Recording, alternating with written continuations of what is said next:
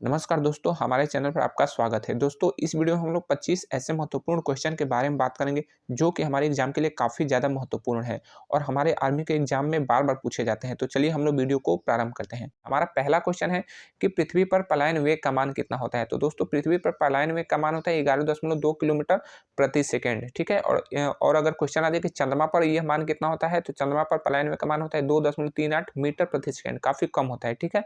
जो पलायन वेग से अगर हम किसी भी पिंड को जो है पृथ्वी से फेंकेंगे, पृथ्वी पर से फेंकेंगे तो वह जो है अंतरिक्ष में चला जाएगा, वह वापस लौटकर कभी पृथ्वी पर नहीं आएगा। अगला हमारा क्वेश्चन है कि संसद के कुल कितने अंग हैं? तो संसद के कुल जो है 3 अंग होते हैं। संसद के 2 सदन होते हैं जो कि राज्यसभा और लोकसभा होते हैं, जबकि एक उसका जो है प्रेसिडेंट होता है जिसको मिलाकर 3 अंग हो जाते हैं। संसद के कुल 3 अंग प्रेसिडेंट, राज्यसभा और लोकसभा। हमारा अगला क्वेश्चन है कि हिमाचल प्रदेश की राजधानी क्या है? तो हिमाचल प्रदेश की राजधानी जो है वो है शिमला। तो यहाँ दोस्तों हिमाचल प्रदेश की राजधानी जो है वो है शिमला। दोस्तों, आप जिस भी एग्जाम की तैयारी करते हैं, जिस भी राज्य के एग्जाम की तैयारी करते हैं, उस राज्य में कुल कितने जिले हैं, इसे जो है इसको याद कर लीजिएगा ताकि आपका 1 नंबर का क्वेश्चन स्टेट लेवल के एग्जाम में ना आए। अगला आपका क्वेश्चन है कि विश्व में कुल कितने महासागर? तो विश्व में कुल 4 महासागर है, ठीक है? विश्व में कुल 4 महासागर है और सबसे बड़ा महासागर कौन है? तो वह है हिंद महासागर, उसके बाद प्रशांत महासागर, आर्कटिक महासागर और अटलांटिक महासागर। जी हाँ दोस्तों, जो आर्कटिक महासागर है और अटलांटिक महासागर है, प्रशांत महासागर और हिंद महासागर, ये विश्व के कुल 4 महासागर है। जबकि विश्व में कुल कितने महाद्वीप है? तो है 7 महाद्वीप। अगला हमारा प्रश्न है कि सूर्य का तापमान किस यंत्र द्वारा नापा जाता है? तो वह है पायरोमीटर। जी हाँ दोस्तों, पायरोमीटर द्वारा जो है सूर्य का तापमान को मापा जाता है। अगला हमारा क्वेश्चन है कि विटामिन की कमी से कौन-सा रोग नहीं होता है? दोस्तों, ये जो है थोड़ा-सा मिसप्रिंटिंग हो गया, यहाँ पे जो है विटामिन के होगा, ठीक है? ये हिंदी में यहाँ पे लिखे है, यहाँ पे जो है विटामिन के की कमी से कौन-सा रोग नहीं होता है? तो वो है कि रक्त का थक्का नहीं होता है, यानी कि जो हमारा ब्लड होता है उसका क्लॉटिंग नहीं होता है। इससे दिक्कत क्या होता है कि जो हमारा ब्लड है, अगर कहीं पे कभी हमारा जो है सर फट जाता है या फिर कोई कोई घाव हो जाता है, तो वहाँ पे हमारा ब्लड जो है काफ़ी ज़्यादा बह जाता है, क्योंकि हमारे अंदर विटामिन के की कमी है। तो विटामिन के की कमी होगा तो जल्दी से खून जो है थक्का नहीं बनता है, यानी कि खून रुकता नहीं है। अगला हमारा प्रश्न है कि धर्मात्मा की उपाधि किसे प्राप्त है? तो धर्मात्मा की उपाधि जो है गौतम बुद्ध को प्राप्त है। दोस्तों, आप लोग अपने महापुरुषों के जो उपनाम है, जो जैसे कि क्वेश्चन आ जाता है कि महामाना किसे कहते हैं, बाबूजी किसे कहा जाता है, गुरुदेव किसे कहा जाता है, आदि कबीर किसे कहा जाता है, तो ये जो महापुरुषों के उपनाम है इसे क्लियर कर लीजिएगा, क्योंकि 1 नंबर के क्वेश्चन में ये बार-बार पूछे जाते हैं।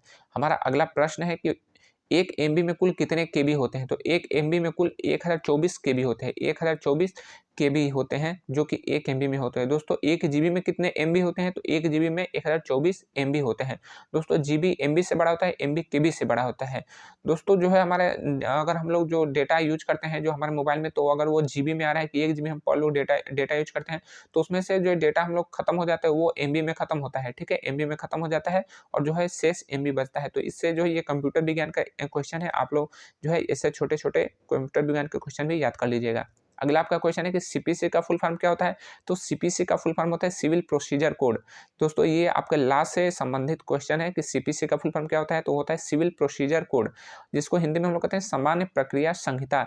एक फुल फॉर्म होता है सीआरपीसी का फुल फॉर्म पूछता है। सीआरपीसी का फुल फॉर्म क्या होता है? तो होता है क्रिमिनल प्रोसीजर कोड, यानी कि आपराधिक प्रक्रिया संहिता। तो दोस्तों, ये जो है वो प्रक्रिया है, ये प्रक्रिया है। अगर आप पे जो है आपराधिक मामले हैं या फिर फौजदारी या फिर आप एक सिविल मामले हैं, तो आपका मामला किस तरह से प्रक्रिया किस प्रोसेस के अंतर्गत चलेगा, तो ये सिविल प्रोसीजर कोड यानी कि सीपीसी और सीआरपीसी के अंतर्गत ही होता है।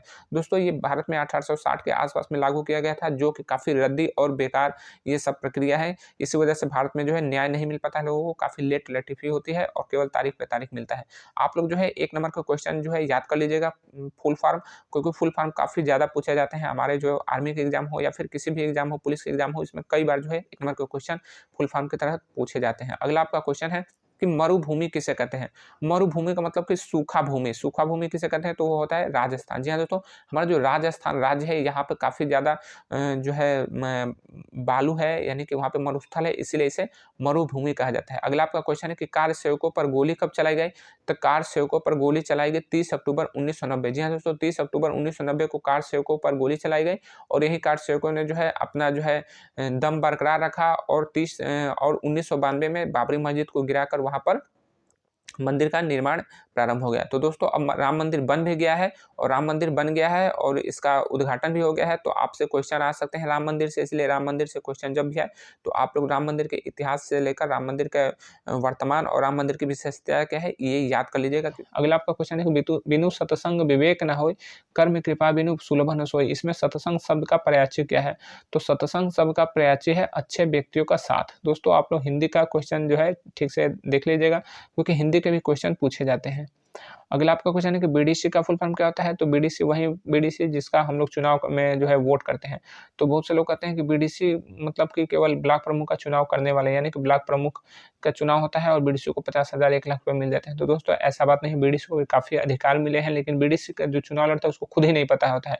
वह तो केवल 50,000 और 1 लाख रुपए के लिए चुनाव लड़ता है, ताकि मैं ब्लॉक प्रमुख को वोट कर दूँगा और मुझे मिल जाएगा, एक गाड़ी मिल जाएगा और या कुछ पैसे मिल जाएँगे। तो दोस्तों बीडीसी का फुल फॉर्म होता है ब्लॉक डेवलपमेंट काउंसिल, जिसे हिंदी में हम लोग कहते हैं क्षेत्र पंचायत सदस्य। तो दोस्तों हमारे चैनल पे जाएँगे तो ये वीडियो आप लोग देखेंगे तो आपको पता चल जाएगा कि बीडीसी को कितने अधिकार मिलते हैं, कितना वेतन मिलता है और क्या-क्या सुविधाएँ मिलती हैं। दोस्तों अगला क्वेश्चन है कि आर्मी का आदर्श वाक्य क्या है? तो आर्मी का आदर्श वाक्य है स्वयं से पहले सेवा। स्वयं से पहले सेवा यानी कि सर्विस बिफोर सेल्फ। दोस्तों आप लोग सेनाओं के आदर्श वाक्य और इनके हेडक्वार्टर कहाँ है, इसे जो है याद रखिएगा, क्योंकि 1 नंबर का क्वेश्चन पूछे जाते हैं खासकर डिफेंस के एग्जाम में। दोस्तों हमारा अगला क्वेश्चन है कि श्री शत्रुघ्न के माता का क्या नाम है? तो श्री शत्रुघ्न के माता का नाम है सुमित्रा। जी हाँ दोस्तों, सुमित्रा जो है वो शत्रुघ्न के माता का नाम है और लक्ष्मण की माता का नाम भी सुमित्रा है, क्योंकि लक्ष्मण और शत्रुघ्न जो है वो दोनों भाई थे। जबकि भरत जी किसके लड़के थे? तो वह कैकेयी के थे। और महाराजा श्री राम किसके लड़के थे, किसके पुत्र थे? तो वह थे माता जो है कौशल्या के, इसलिए कहा जाता है कौशल्या नंदन राम। अगला आपका क्वेश्चन है कि किस रक्त समूह को सर्वग्राही समूह कहा जाता है? तो वह है AB। जबकि O जो ब्लड ग्रुप है उसे कहा जाता है सर्वदाता। अगला आपका क्वेश्चन है कि थल सेना को उत्तरी कमान कहाँ है? तो दोस्तों यह है उधमपुर में।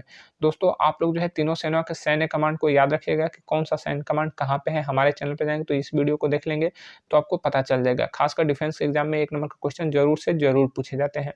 तो दोस्तों भारत में कुल कितने सैन्य कमांड है? तो 7 आर्मी के हैं, 7 एयरफोर्स के हैं और 3 नेवी के यानी कि जल सेना के हैं। अगला आपका क्वेश्चन है कि उत्तर रेलवे का मुख्यालय कहाँ है? तो उत्तर रेलवे का मुख्यालय जो है नई दिल्ली में है। अगला आपका क्वेश्चन है कि राज्य का सबसे बड़ा पुलिस अधिकारी कौन होता है? तो वह होता है DGP, director general of police, जिसे राज्य का पुलिस महानिदेशक कहा जाता है। अगला आपका क्वेश्चन है कि ठाकुर का कुआं का लेखक कौन है? तो दोस्तों ठाकुर का कुआं बहुत ही बेहतरीन नाटक है। इसमें जो है जात प्रथा को काफ़ी बताया गया कि जात प्रथा हमारे समाज के लिए कितना घातक है। जात प्रथा जो है हमारे समाज को कुछ दिया नहीं, बल्कि हमारे समाज से लोगों की ज़िंदगी को निगला है। ठीक है? जाति बहुत ही बेकार चीज़ है दोस्तों। जाति को आप लोग शिक्षित होकर इसे ज़रूर ख़त्म कीजिए। ये जो है केवल और केवल समाज को बाँटता है। दोस्तों पुस्तक और उनके लेखक को भी आप लोग जो है याद कर लीजिएगा, क्योंकि 1 नंबर के क्वेश्चन इसमें कई बार पूछे जाते हैं। खासकर जो है रामायण के लेखक कौन है, महाभारत के लेखक कौन है, इसे याद कर लीजिएगा। अगला आपका क्वेश्चन है कि हिंदी कैलेंडर का अंतिम महीना कौन सा है? तो हिंदी कैलेंडर का अंतिम महीना है फाल्गुन। जबकि हिंदी कैलेंडर का प्रथम महीना कौन सा है? तो होता है चैत्र। दोस्तों मध्य प्रदेश में गाँव का प्रथम नागरिक किसे कहते हैं? तो दोस्तों मध्य प्रदेश में गाँव का प्रथम नागरिक कहलाता है सरपंच, यानी कि गाँव का जो हेड होता है वो कौन होता है मध्य प्रदेश में? वो सरपंच होता है। और क्वेश्चन है कि उत्तर प्रदेश में गाँव का प्रथम नागरिक कौन होता है? तो वो होता है प्रधान। जबकि बिहार और झारखंड में गाँव का प्रथम नागरिक मुखिया कहा जाता है, जबकि जो है हरियाणा, महाराष्ट्र, मध्य प्रदेश, गुजरात में जो गाँव का प्रथम नागरिक है वो सरपंच कहलाता है। दोस्तों ये शब्द जो है तीनों में काफ़ी अंतर होता है। आप लोग हमारे चैनल पे जाएँगे और इस वीडियो को देखेंगे तो आपको पता चलेगा इनमें अंदर क्या होता है। और दोस्तों आपको पता भी होना चाहिए कि प्रधान, मुखिया, सरपंच ये क्या होते हैं। अगला आपका क्वेश्चन है कि स्वर्ण मंदिर कहाँ है, यानी कि गोल्डन टेम्पल कहाँ है? तो वह है अमृतसर। और अमृतसर कहाँ है? तो यह है पंजाब में। दोस्तों यहीं पे है जलियांवाला बाग भी, ठीक है? जिसमें कि 13 अप्रैल 1919 को जो है जलियांवाला घटना घटित हुआ था। अगला आपका क्वेश्चन है कि आस्तिक बनिए अंधविश्वासी नहीं, किसका कथन है? तो यह है स्वामी विवेकानंद का।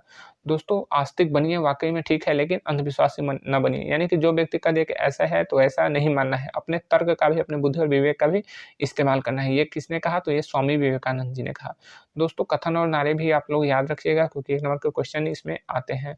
अगला आपका क्वेश्चन है कि सबसे ज़्यादा सैलरी किस राज्य के विधायकों का है? तो वह है सबसे गरीब राज्य के विधायकों का। जी हाँ दोस्तों, भारत का सबसे गरीब राज्य कौन-सा है? तो वह है ओडिशा, झारखंड, बिहार, लेकिन यहाँ सबसे ज़्यादा सैलरी मिलता है झारखंड के विधायकों को, 2,88,000 रुपया। जी हाँ दोस्तों, 2,88,000 रुपया सबसे ज़्यादा इनका वेतन है वहाँ के विधायकों का। जबकि सबसे कम वेतन किसका है? तो केरल राज्य के विधायकों का मात्र 70,000 रुपया। दोस्तों अगला हमारा क्वेश्चन है कि कौन सी रेखा पृथ्वी को 2 भागों में बाँटती है?